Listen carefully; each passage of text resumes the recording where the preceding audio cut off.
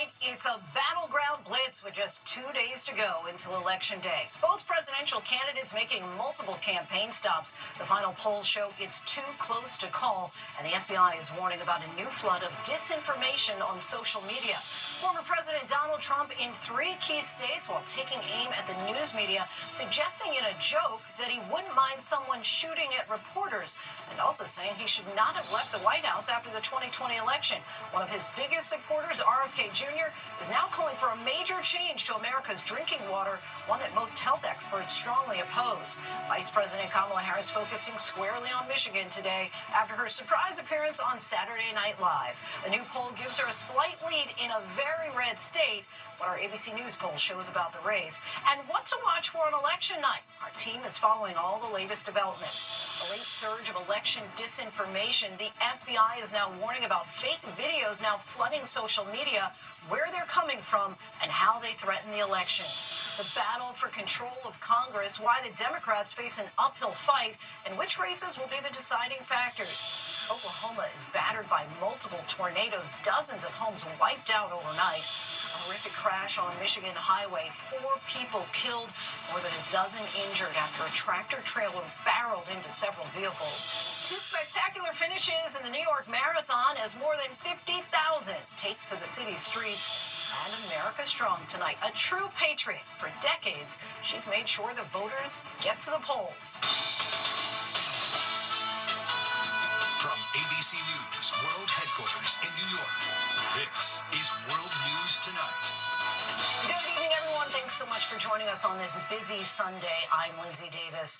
We are down to the wire in the race for the White House. The polls across the country will be closing in just about 48 hours from now. And right now, our latest polling suggests a tight race, but a stunning Des Moines Register poll shows Vice President Harris leading in solidly red Iowa as both Harris and former President Trump make their case in the battlegrounds. Today, Trump made headlines in Pennsylvania saying he should not have left office.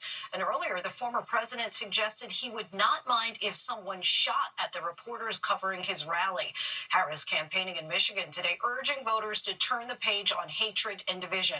The vice president sent off her California absentee ballot, joining 77 million other Americans who have already cast their votes. We have our team reporting tonight from the campaign trail, including those all-important swing states. And here at our ABC News headquarters in New York, we'll break down what to look for on Election Day. ABC's White House correspondent Mary Alice Parks leads us off. Tonight, even before millions of Americans cast their vote on Tuesday, former President Trump already disparaging the election, falsely claiming cheating would be the only way he could lose. The ones that should be locked up are the ones that cheat on these horrible elections. State and federal officials say U.S. elections have only gotten more secure. Vice President Kamala Harris arguing Trump is trying to make people think their vote doesn't matter. It is meant to distract from the fact that we have and support free and fair elections in our country. We did in 2020. He lost. Trump today in Pennsylvania still denying those results, while talking about the border, telling supporters he shouldn't have left the White House. I shouldn't have left. I mean, honestly, because we did so well. In the final days of the campaign, the former president's rhetoric increasingly dark and violent, and joking he wouldn't mind if reporters got shot if there were to be another attempt on his life. To get me, somebody would have to shoot through the fake news, and I don't mind that so much. National polls have Harris and Trump locked in a dead heat. The battlegrounds also tight. But tonight, a surprising new poll out of Iowa shows Harris ahead by 3 points in that red state, still within the margin of error, but that poll raising questions about whether the vice president could be gathering momentum in some of the key states that will decide this race. Now, Trump has said that RFK Jr., who often spreads healthcare conspiracy theories, would play a big role in his future administration. Today, RFK Jr. is saying that if elected, Trump would call for fluoride to be removed from U.S. drinking water. Now, the CDC says that fluoride strengthens teeth and reduces cavities, Lindsay. And Trump says he may move away from fluoride in water as well as vaccines. Mary Alice, thank you. Vice President Harris, meanwhile, is focusing on the critical blue wall state of Michigan with several campaign stops there. And she's getting a boost in Wisconsin from former President Barack Obama, who said America is ready to turn the page to new leadership, specifically Kamala Harris. The vice president's campaign is pulling out all the stops. ABC senior White House correspondent Selena Wang reports from the campaign trail. With just 48 hours until election night, Vice President Harris barnstorming battleground Michigan. Are we ready to vote? Are we ready to win? Harris making her final pitch for unity at a black church in Detroit. I see a nation determined to turn the page on hatred and division and chart a new way forward. The vice president delivering her closing message on Gaza in Michigan, a state with a large Arab American population. I have been very clear the level of death of innocent Palestinians is unconscionable. We need to end the war, and we need to get the hostages out. And as president of the United States, I will do everything in my power to achieve that end and a two-state solution. In this final stretch, Harris blitzing through the southern battlegrounds of North Carolina and Georgia. This is someone who is increasingly unstable, obsessed with revenge, consumed with grievance. Even making a surprise appearance on Saturday Night Live. We know each other so well, we even finish each other's belief in the promise of America. Today, the vice president posting that she's cast her ballot by mail. My ballot is on its way to California. In East Lansing, Michigan, Harris voters telling me they're confident in the vice president's chances. I already want to call her Madam President. Right now, the early polls are showing a lot more women voting than men. Do you think more men are going to turn out and support Harris on election day? It's important that all men come out and support women. Support our daughters, our wives, our mothers. Yeah, I think that, their choice, their bodies, it's on the election. It's on the ballot this year. Lindsay, Vice President Harris is going all out to get out the vote. After rallying here in East Lansing, Michigan, she heads to Pennsylvania tomorrow, the most critical battleground state with its 19 electoral college votes. Major star power is going to be joining her in Pennsylvania. Katy Perry, Oprah Winfrey, Lady Gaga, they'll be firing up the crowds just one day before the election. Lindsay? Another star-studded event. Selena, thank you. The election is likely to hinge upon 7 battleground states. The biggest prize is expected to be Pennsylvania, and that's where we find ABC's chief national correspondent, Matt Gutman. Matt, the battle at the ballot box is especially intense there in the Keystone State. It is, Lindsay, and both candidates have committed a record amount of time and money here, cumulatively spending about $600 million, both of them making at least 20 campaign stops here, both of them closing out their campaigns here. Trump with that message that voter fraud here has already begun, something that Governor Josh Shapiro told me earlier today was a, quote, blatant lie. But there are some areas of real concern, including pivotal Erie County, where possibly thousands of ballots either didn't arrive at the right address or didn't arrive at all. Officials say they're sorting through that right now, but they tell me that that could delay their final result tally by days, possibly even weeks. And of the dozen or so county officials I've spoken to across the state, Republicans and Democrats, all of them say they're committed to working round the clock until the final results are in. Most of them hope to have it done by late Tuesday, early Wednesday. And we're talking about how close these two candidates are. Most polls within the margin of error have them within a few 10,000 people, voters apart. That's fewer than the number of people who were at the Eagles game today, Lindsay. That's good perspective for us. All right, they say they have new, faster equipment there. We'll see if that helps, Matt. Thank you. And we move now to the critical swing state of Georgia, which went blue by the slimmest of margins in 2020, fewer than 12,000 votes. ABC's Faith Abube is there. Faith, 2 more days to go, and turnout has already topped 50%. It has, Lindsay. The early voting numbers here in Georgia are historic. State officials say more than 4 million people have already cast their ballots in the early voting period, which ended on Friday. They are stressing that safeguards put into place to prevent election fraud are working. In fact, authorities are investigating 4 individuals they suspect may have tried to vote multiple times. And as we head into Election Day, Lindsay, it is worth remembering that for decades, Georgia voted for the Republican in the presidential election, but that was until 2020 when President Biden flipped the state blue. Lindsay. Georgia on our mind once again. Faith, thank you. ABC's Elizabeth Schulze is in Phoenix, Arizona, which is a state President Biden won in 2020, but is now up for grabs. Elizabeth, what are you seeing there on the ground? Well, and Lindsay, election officials here tell us they are bracing for a very tight race between former President Trump and Vice President Harris. Both of their running mates campaigning here this weekend. Senator Vance making his pitch in the pivotal Phoenix suburbs, and Governor Walz courting young voters and women. Arizona is one of 10 states where abortion will be on the ballot. Voters here will decide if the right to an abortion should be enshrined in the state's constitution. The Harris campaign is banking on that driving voter turnout. President Biden won this state by only 10,000 votes in 2020.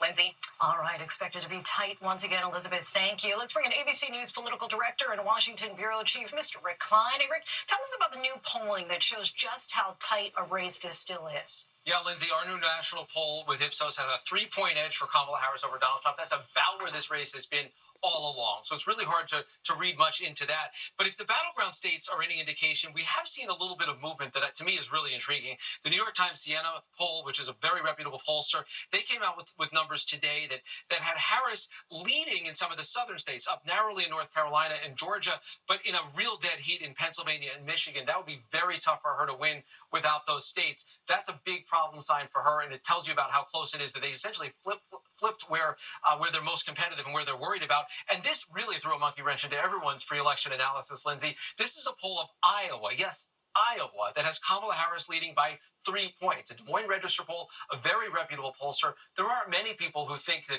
Donald Trump is going to suddenly lose a state that he won by 8 points, but it might indicate some of the weakness he has with voters in other states, including Wisconsin and Michigan. And when you talk about Wisconsin and Michigan, we talk about the paths to the presidency. The Democrats, Kamala Harris, the easiest way she has to win 270 electoral votes, it is with Wisconsin, Michigan, and Pennsylvania. On the flip side, we're spending a lot of time thinking about other paths for Donald Trump. He could win 270 by winning in Nevada and Arizona, holding those southern states of Georgia and North Carolina, and then winning any of the big 3 upper Midwest battlegrounds. Pennsylvania, the biggest prize out there, probably the closest to a must-win anywhere on the map, Lindsay. All right, so Rick, let's fast forward to election night. Which states are the candidates looking to as an early indication of where things might be heading? Yeah, we're not going to learn everything on election night. We are going to learn a lot. This was the map at the end of the night in 2020, and I'm going to be clued into Georgia because there's a good amount of early vote. A lot of that is going to come in pretty early in the night, particularly Atlanta and the suburbs. Probably about 50% of the vote of the whole state is going to be right there, and you have some deep blue urban areas and some more reddish suburbs and exurbs. All of that is going to be really, really interesting to watch. And again, things we're going to know relatively early. North Carolina, a little bit of a different animal. You don't have that same big urban center like you have Atlanta. Charlotte is a big blue dot that's going to be big for Harris, but the suburbs around that and some of the rural areas, that is deep red Trump country. North Carolina, the only battleground state that Donald Trump won 4 years ago, but it was his narrowest victory anywhere on the map, Lindsay. All right, Rick Klein, our thanks to you. Let's bring in ABC's chief Washington correspondent, Jonathan Karl. John, I know you got a chance to speak to former President Trump this morning. How's he feeling about the race? Well, frankly, his voice was a little scratchy. He sounded tired. I talked to him early in the morning. He had been up all night doing his rallies. He was out there again today. But what was very interesting is I asked him, is there any way you could lose? Because he's saying he's up everywhere. He's got this substantial lead. And he said something I've never really heard him say before, which is, yeah, I guess it could happen. Things happen. Bad things happen. But one thing he was upset with me about, I had pointed out that his campaign wants him to, his advisors want him to focus on a fundamental issue of the economy, the border. It's worse now than it was when he was president. That's the argument they want to make. And he's out there, talking about putting guns in Liz Cheney's face, the Madison Square Garden rally, all that had. And I said that they're upset that he's not disciplined. He doesn't have a message. And he was upset with that. He said the weave, that's what he calls it when he Yes. bounces around, is why he got elected president. And look what he's done today. All right, let's talk about the mood in the Harris campaign. Well, cautiously optimistic. They clearly think they have momentum. They took note of the Iowa poll. They don't think they're going to win Iowa, but they believe the momentum is with them. As our colleague Mary Bruce has put it, they are nauseously optimistic. They're definitely very nervous about where things stand, but they think things are closing right for her. All right, John Carl, perhaps that Des Moines Register poll, perhaps a bellwether for some other states. Yeah. We'll see. All right, John Carl, thank you. Control of Congress is also on the ballot on Tuesday. Currently, Republicans control the House Democrats. The Democrats hold the Senate. ABC's Jay O'Brien joins us now from Mar-a-Lago. Jay, both the House and Senate up for grabs? Yeah, Lindsay, here at Mar-a-Lago, Donald Trump and his allies watching not just the general election, but control of Congress, too, because in the Senate, Republicans would only need to pick up 2 seats to get power in that chamber, and Democrats have a tough map right now. Multiple Senate Democrats contending for re-election in reliably red or swing states. Meantime, in the House, Democrats feeling a little bit better about their chances. Democrats would need to gain 4 seats in order to wrestle control of that chamber in the House away from Republicans, and there are nearly a dozen House races across the country, Lindsay, that are either a toss-up or extremely competitive tonight. Lindsay? Expected to be a nail-biter again, Jay. Thank you. Authorities are warning of the threats ahead of Tuesday's final vote. Already, the FBI has identified at least 2 fake videos purporting to be from the agency. A disinformation video published last week believed to be the work of foreign state actors. Here's ABC senior investigative correspondent Aaron Katersky. Tonight, what intelligence officials have long feared is happening on the eve of the presidential election. The nation is being bombarded with disinformation.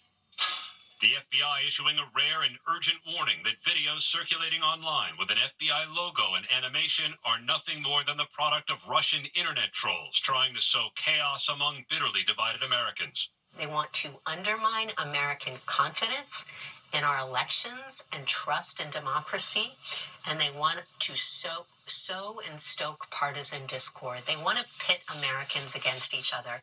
This image, taken from a video on X, believed to be one of the videos referenced by the FBI, falsely claiming 3 groups had been arrested for rigging mail-in ballots, and this one targeting Second Gentleman Doug Emhoff. Both videos likely using computer-generated voiceover. In a statement, the FBI saying these videos are not authentic, are not from the FBI, and the content they depict is false.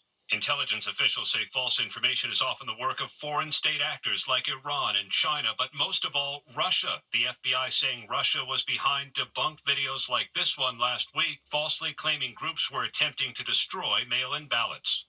All of this disinformation is expected to continue and get worse even through the election. But Lindsay, officials say Americans should continue to trust reliable sources of information and be confident that their votes are going to be secure. Okay, that is key, certainly. Aaron Katersky for us, thank you. And on election night, I'll be joining David and the entire team for coverage beginning at 7 p.m. Eastern, reporting from both campaigns on the races that will determine control of Congress and, of course, insight and analysis you can depend on here. There's so much more ahead here on World News Tonight this Sunday. Dozens of homes destroyed as tornadoes tear through Oklahoma.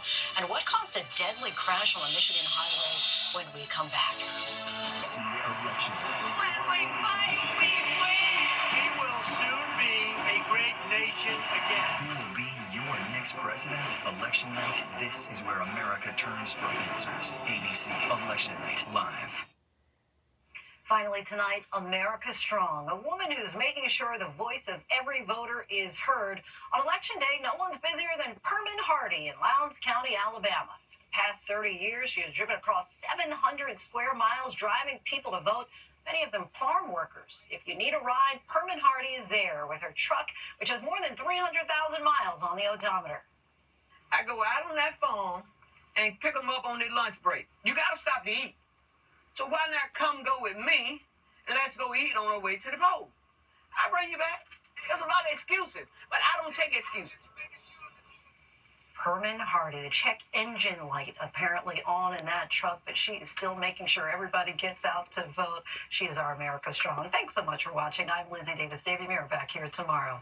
Good night.